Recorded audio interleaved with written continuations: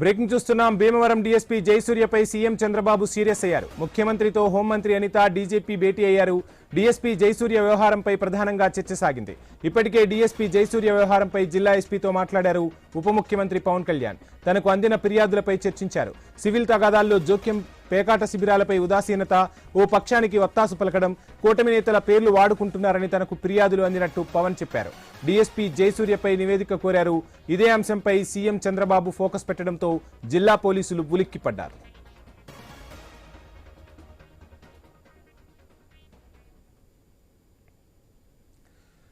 Bhimavaram DSP జయసూర్యపై CM Chandrababu serious అయినట్టుగా తెలుస్తోంది. ముఖ్యమంత్రితో హోంమంత్రి అనిత, డీజీపీ భేటీ అయ్యారు.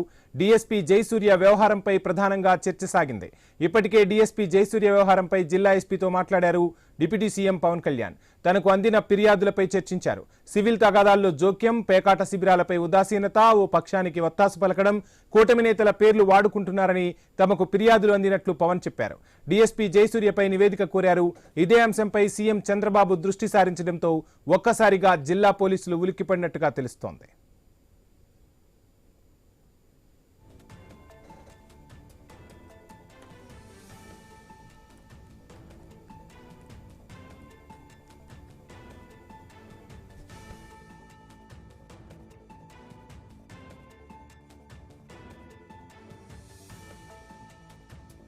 రైట్, మొత్తంగా ఒక అధికారిపై సీఎం చంద్రబాబు సీరియస్ అయ్యారు. కొద్దిసేపటి క్రితమే డిప్యూటీ సీఎం పవన్ కళ్యాణ్ కూడా అధికారికి సంబంధించి ఆరా తీసినట్టుగా తెలుస్తుంది. ఈ నేపథ్యంలో హోంమంత్రితో చంద్రబాబు భేటీ అయ్యారు. అసలు ఏం జరుగుతోంది అక్కడ అని క్షుణ్ణంగా వివరాలు తెలుసుకున్నట్టుగా తెలుస్తుంది. మొత్తంగా అధికారిపై సీరియస్ అయినట్టుగా తెలుస్తుంది.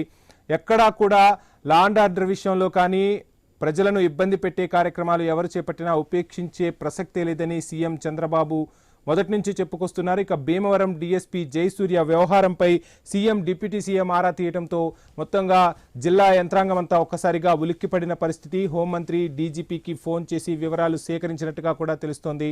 మరి ఏం జరగబోతుంది అనేది మాత్రం ఆ జిల్లాలో ఇప్పుడు హాట్ టాపిక్గా మారుతున్న పరిస్థితి. ఇక ఇదే అంశానికి సంబంధించి ఫుల్ డీటెయిల్స్ మా ప్రతినిధి కాంతి అందిస్తారు. కాంతి. అనిత తోటి సీఎం చంద్రబాబు నాయుడు భేటీ అయ్యారు. అయితే ఈ భేటీలో ఏదైతే అధికారులు ఆర్కే రవికృష్ణ అలాగే సురేష్ తో కలిసి దీనికి సంబంధించి అంటే ఈ మొత్తం మీటింగ్ ఏదైతే ఉందో దానికి సంబంధించి అటు కోనసీమలో జరిగినటువంటి పేరుడు, ఇటు కందుకూరులో జరిగినటువంటి కేసుకు సంబంధించి అటు మంత్రి నారాయణతో పాటు అనిత కూడా పరామర్శకు వెళ్లారు. ఆ తర్వాత ఈ రోజు భీమవరం ఎస్పీకి సంబంధించినటువంటి అంశం పైన, మొత్తంగా శాంతి భద్రతల అంశం పైన ఈ రోజు సీఎం చంద్రబాబు నాయుడు హోంమంత్రి అనితతో సమీక్ష నిర్వహించారు. దీనికి కావలసినటువంటి ఏవైతే దీనికి పూర్తిగా ఎక్కడైతే పేలుడు జరిగిందో ఆ పేలుడు జరిగిన దానికి సంబంధించి ఎటువంటి అక్కడ ఏవైతే పేలుడు సంభవించడానికి కారణాలు ఏమిటి, అసలు పర్మిషన్స్ ఎట్లా ఇచ్చారు, పర్మిషన్స్ కి సంబంధించినటువంటి వివరాలను కూడా సీఎం చంద్రబాబు నాయుడు అడిగి తెలుసుకున్నారు. అలాగే హత్యకు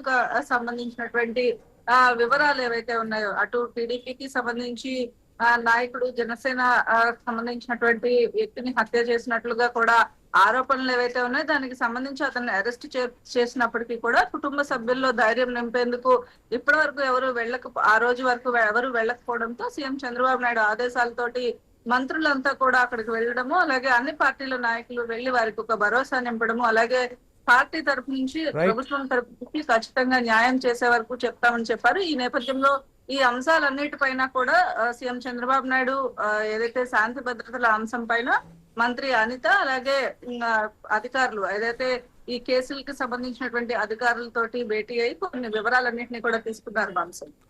థ్యాంక్ యూ కాంతి.